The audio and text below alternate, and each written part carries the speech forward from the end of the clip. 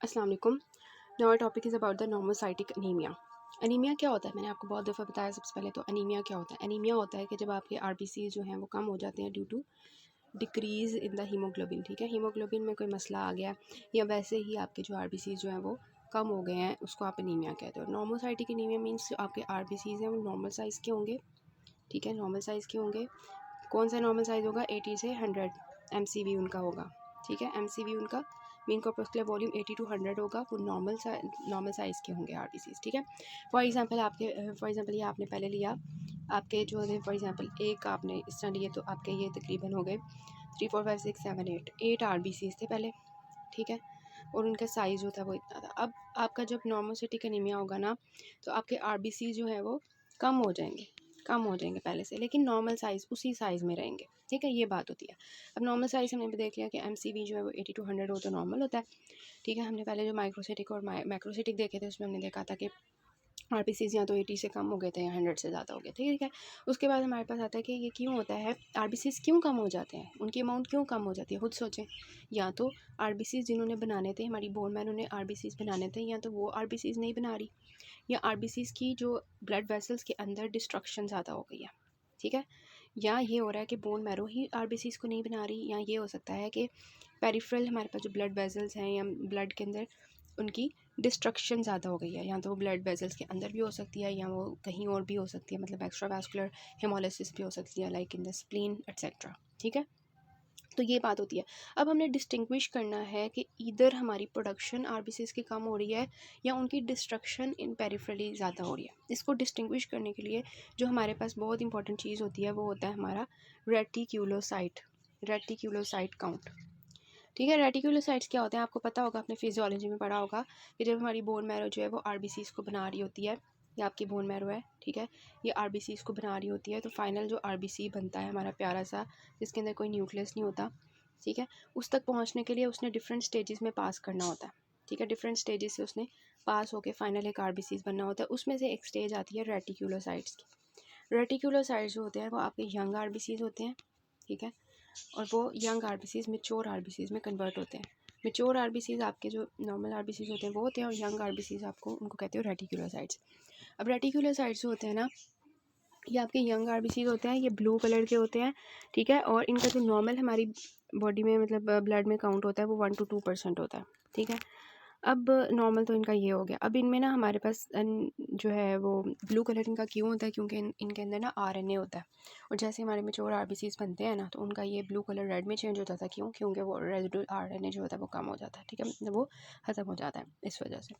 तो रेटिकुलोसाइट्स क्या है, यही आपके पास बुक में लिखा हुआ है कि या तो डिस्ट्रक्शन ज़्यादा होगी, अंडर प्रोडक्शन होगी। रेटिकुलोसाइट काउंट आपको बताएगा कि किस वजह से जो है ना नॉर्मोसिटिक एनीमिया हो रहा है, अंडर प्रोडक्शन की वजह से हो रहा है या डिस्ट्रक्शन की वजह से हो रहा है। ठीक है, अब रेटिकुलोसाइट्स क्या होते हैं, यंग आरबीसीज होते हैं जो आपकी बोन मैरो बनाती है। ये लार्जर होते हैं as compare to mature RBCs, और ये इनका ब्लूइश साइटोप्लाज्म होता है। क्यों होता है? क्योंकि इनके अंदर आरएनए होता है। इनका नॉर्मल काउंट 1 to 2% होता है। ठीक है, अब ये बात होती है कि नॉर्मल तो इनका 1 to 2% काउंट है। फॉर एग्जांपल अगर फॉर एग्जांपल अब आपको 3% से ज़्यादा रेटिकुलोसाइट्स मिलते हैं, इसका मतलब आपको क्या समझ आएगी, इसकी मतलब आपको ये समझ आ रही है कि आपके रेटिकुलोसाइट्स जो हैं वो ज़्यादा बन रहे हैं। कहाँ से बन रहे हैं? बोन मैरो से। ठीक है, नॉर्मल आपका 1 to 2% था रेटिकुलोसाइट काउंट, लेकिन अगर आपको 3% से ज़्यादा मिलता है, ठीक है, इट मीन्स कि आपकी बोन मैरो रेटिकुलोसाइट्स की प्रोडक्शन ज़्यादा कर रही है। और बोन मैरो कब ज़्यादा करना शुरू कर देती है एरिथ्रोपोइसिस? जब वो ये देखती है कि हमारी बॉडी में, हमारे ब्लड में या हमारी जो है बॉडी में हिमोलिसिस हो रही है, हमारे आरबीसीज टूट रहे हैं, डिस्ट्रक्शन हो रही है उनकी, तभी वो ज़्यादा करेगी ना। तो इसका ही मतलब आपको दो चीज़ें समझ आएंगी, इससे आपको दो चीज़ें समझ आएंगी। एक ये कि आपकी पेरिफेरली जो है ना डिस्ट्रक्शन ज़्यादा हो रही थी आरबीसीज की, जिसकी वजह से बोन मैरो ने रेटिकुलोसाइट ज़्यादा बनाना शुरू कर दिए, तो उस वजह से वो 3% से ज़्यादा हो गए। नॉर्मल से 1 to 2% से 3% ज़्यादा हो गए। दूसरी बात आपको ये समझ आ रही है कि आपकी बोन मैरो फंक्शन बिल्कुल ठीक है। ठीक है, बोन मैरो आपकी बिल्कुल सही है, उसको कोई मसला नहीं है, इसलिए वो बना पा रही है रेटिकुलोसाइट्स।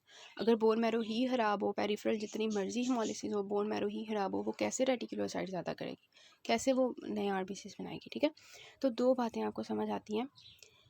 दो बातें आपको क्या समझ आती हैं कि रेटिकुलोसाइट 3% से ज़्यादा हो। ठीक है, तो इसके बाद आपको ये समझ आती है कि आपकी बॉडी में अनीमिया चल रहा था, जिसकी वजह से आपकी बोन मैरो ने प्रॉपरली फंक्शनिंग करते हुए आरबीसीज का काउंट ज़्यादा कर दिया, ठीक है। अगर तो काउंट 3% से ज़्यादा होगा, इट मीन्स कि आपका बोन मैरो बिल्कुल ठीक था जिसने रेटिकुलोसाइट्स बनाए। और दूसरी बात आपको ये समझ आती है कि पेरिफेरल डिस्ट्रक्शन हो रही थी आरबीसीज की, जिसकी वजह से बोन मैरो ने रेटिकुलोसाइट ज़्यादा बनाना शुरू किया कि किसी तरह बॉडी में आरबीसीज की जो डिमांड है वो पूरी हो जाए, ठीक है। और अगर आपका करेक्टेड काउंट जो है वो 3% से कम होता है, करेक्टेड काउंट में अभी आपको बताती हूँ क्या होता है, बस अभी ये समझ लें अगर 3% से कम होता है रेटिकुलोसाइट काउंट, ठीक है, इट मीन्स कि आपकी बॉडी में जो है क्या हो रहा है, बोन मैरो नहीं काम कर रही, बोन मैरो ही काम नहीं कर रही जिसने रेटिकुलोसाइट्स बढ़ाने थे। और ये आपको बताती है कि आरबीसीज की अंडर प्रोडक्शन हो रही थी, ठीक है। अब आपको समझ आई कि आपकी बॉडी में अनीमिया क्यों हो रहा है, ठीक है। या तो आपकी बोन मैरो ही प्रोडक्शन नहीं कर रही, ठीक है, या आपकी बॉडी में डिस्ट्रक्शन ज़्यादा हो रही है। और डिस्ट्रक्शन ज़्यादा हो रही होगी तो इट मीन्स कि आपको दो चीज़ें समझ आ रही होंगी, या तो डिस्ट्रक्शन ज़्यादा हो रही होगी और दूसरा ये कि रेटिकुलोसाइट बढ़ा होगा काउंट इन केस कि अगर आपकी बोन मैरो सही काम कर रही है, ठीक है। अब ये करेक्टेड क्या चीज़ होती है, करेक्टेड क्या होता है, देखिए हमारा जो नॉर्मल 1 to 2% काउंट होता है ना रेटिकुलोसाइट्स का, तो जब हम वैसे रेटिकुलोसाइट्स को देखते हैं ना तो हमें जो है ना उसकी एग्जैक्ट अमाउंट नहीं पता चलती, हमें फॉल्स वैल्यू मिलती है जब हम उसको काउंट करते हैं, ठीक है।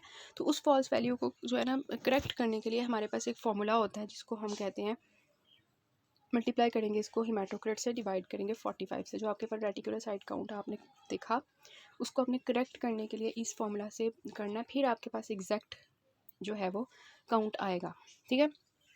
अगर वो काउंट जो है 3% से ज़्यादा होता है it means that bone marrow का काम ठीक है, और अगर 3% से कम आता है करेक्टेड काउंट तो इसका मतलब कि बोन मैरो की फंक्शनिंग ख़राब है। बस आपने ये फॉर्मूला याद रखना है कि इससे हम रेटिकुलोसाइट का जो करेक्ट अमाउंट होती है वो कैलकुलेट कर सकते हैं, ठीक है।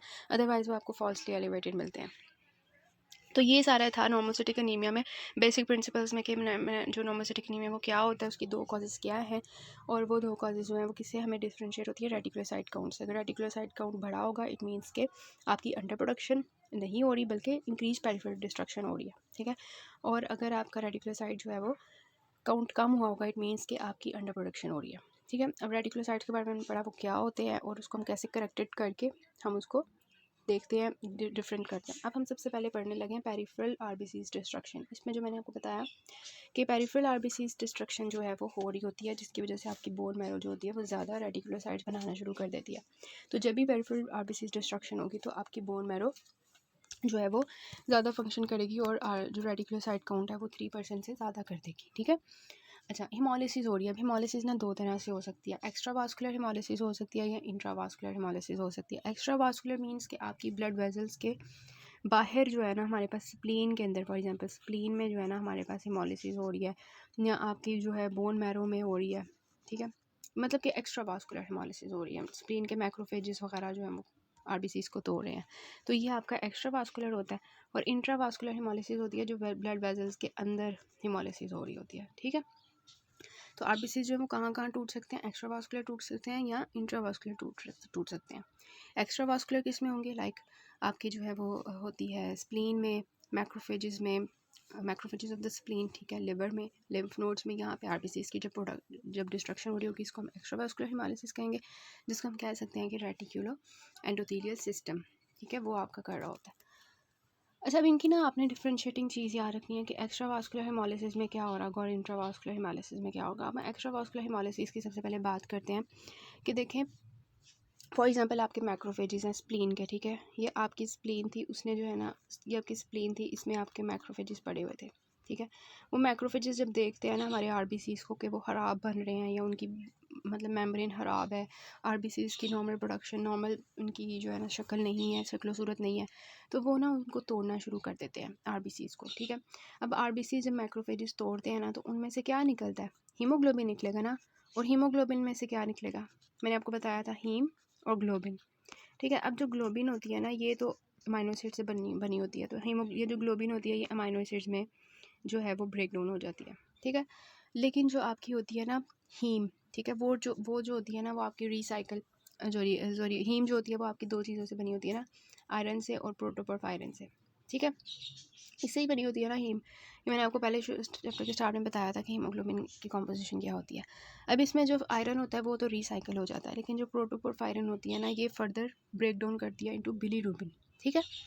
अब खुद सोचें कि अगर स्प्लीन के मैक्रोफेजेस फॉर एग्जांपल बहुत ज़्यादा आरबीसीज़ को तोड़ते जा रहे हैं, जितना ज़्यादा आरबीसीज़ टूटेंगे उतनी ज़्यादा हीमोग्लोबिन रिलीज़ होगी, जितनी ज़्यादा हीमोग्लोबिन रिलीज़ होगी उतनी ज़्यादा हीमोग्लोबिन की प्रोडक्शन होगी। ग्लोबिन तो हमारे पास अमाइनो एसिड में ब्रेक डाउन हो जाएगा, हमारी बॉडी यूज़ कर लेगी। हीम जो है फर्दर आयरन और प्रोटोपोरफायरिन में टूटेगी, उसमें से जो प्रोटोपोरफायरिन होगा वो हमारे पास बिलीरुबिन में कन्वर्ट हो जाएगा और आयरन रिसाइकिल हो जाएगा।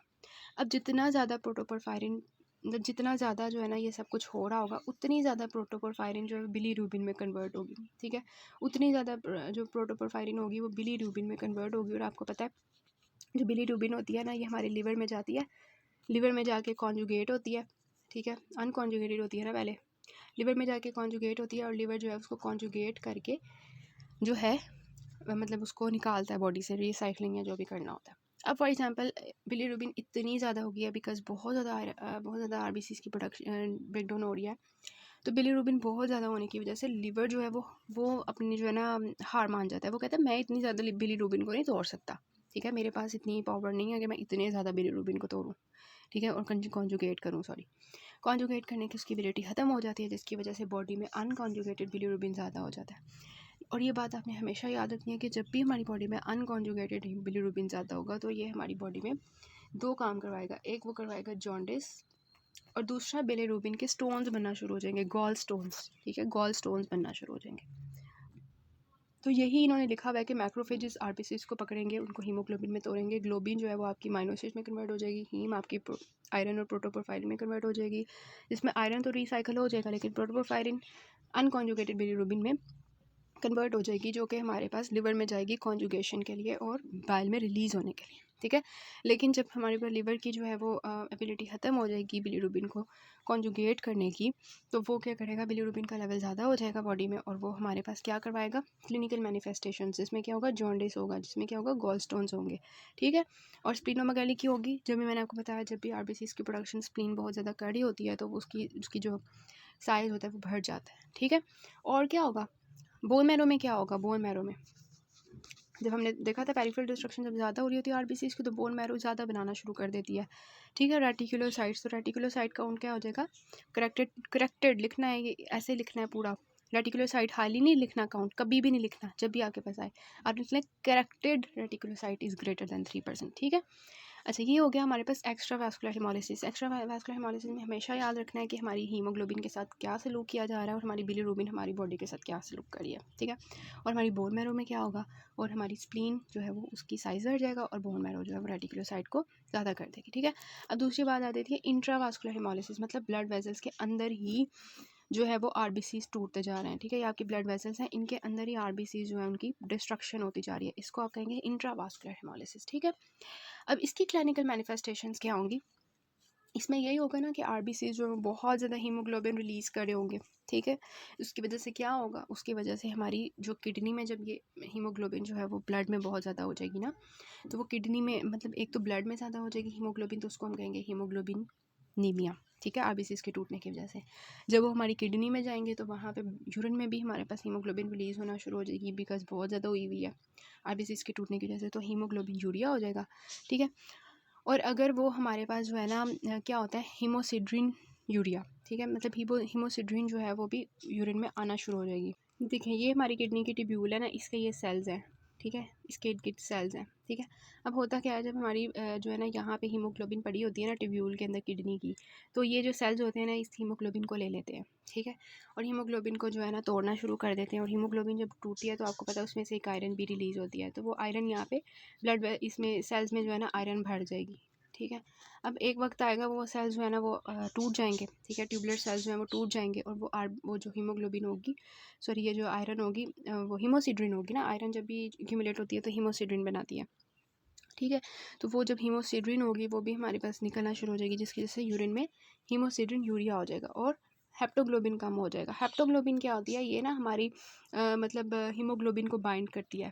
जब भी हमारी ब्लड सीरम में हीमोग्लोबिन ज़्यादा तो हेप्टोग्लोबिन ना हीमोग्लोबिन को बाइंड कर लेती है, अपने साथ पकड़ लेती है, ठीक है। लेकिन अब हीमोग्लोबिन इतना ज़्यादा हो गया है कि हेप्टोग्लोबिन जो है वो सारी हीमोग्लोबिन को पकड़ चुकी है। अब haptoglobin haemoglobin, haptoglobin, haemoglobin, haptoglobin, haemoglobin.